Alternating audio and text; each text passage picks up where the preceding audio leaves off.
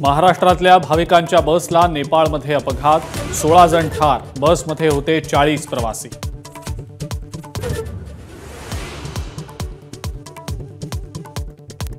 पुणे सोलापूर रस्त्यावर कंटेनरनं कारसह तिघांना चिरडलं, एकाचा जागीच मृत्यू, घटना सीसीटीव्हीमध्ये चित्रित।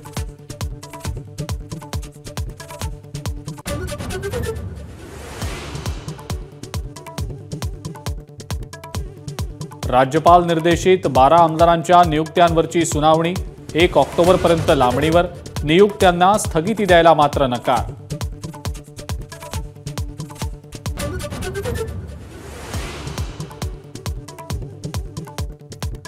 आम्हाला मुख्यमंत्री पदामध्ये रस नाही, शरद पवारांची स्पष्टोक्ती। मुख्यमंत्री पदाचा चेहरा जाहीर करण्याच्या ठाकरेंच्या आग्रहानंतर पवारांचं मोठं वक्तव्य।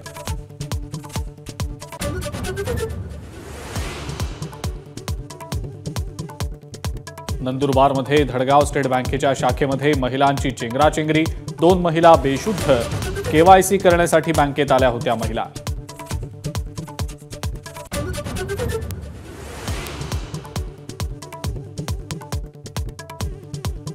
उद्धव ठाकरेंच्या आग्रहानंतरही काँग्रेस मुख्यमंत्री पदाचा उमेदवार जाहीर न करण्यावर ठाम, आधी निवडणुकांना सामोरं जाऊ मग मुख्यमंत्री ठरवू, काँग्रेसची भूमिका।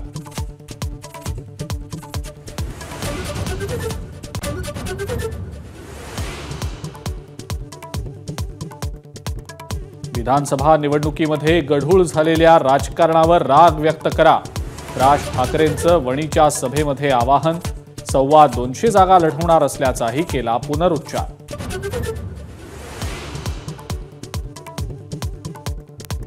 उद्याचा महाराष्ट्र बंद संस्कृती विरुद्ध विकृती, उद्धव ठाकरेंचा प्रहार, दुपारी 2 पर्यंत बंद पाळण्याचं आवाहन, हायकोर्टानं दखल घेतली म्हणजे राजकारण का, असा सत्ताधाऱ्यांना सवाल।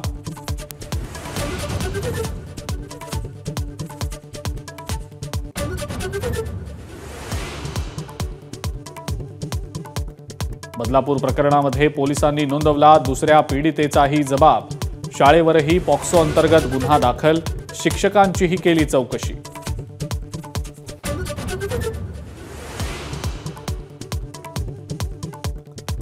मराठा आंदोलक मनोज जरांगे आता शेतकऱ्यांच्या कर्जमाफीसाठी आंदोलन करणार, सरकार कसं कर्ज माफ करत नाही तेच पाहतो, जरांगेंचा सरकारला इशारा।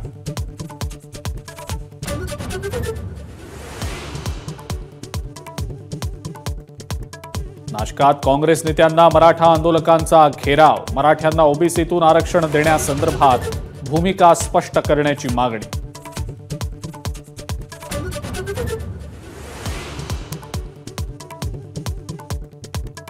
अजित पवार विधानसभा निवडणुकीमध्ये अल्पसंख्याकांना गोंजारणार, 6 ते 7 मतदारसंघांमध्ये मुस्लिम उमेदवार देणार, नवाब मलिक, सना मलिक आणि जिशान सिद्दीकींना उमेदवारी शक्य।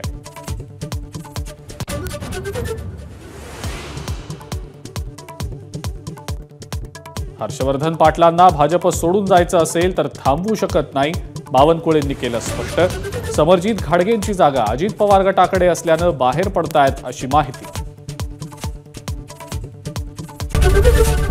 एबीपी माझा, उघडा डोळे बघा नीट।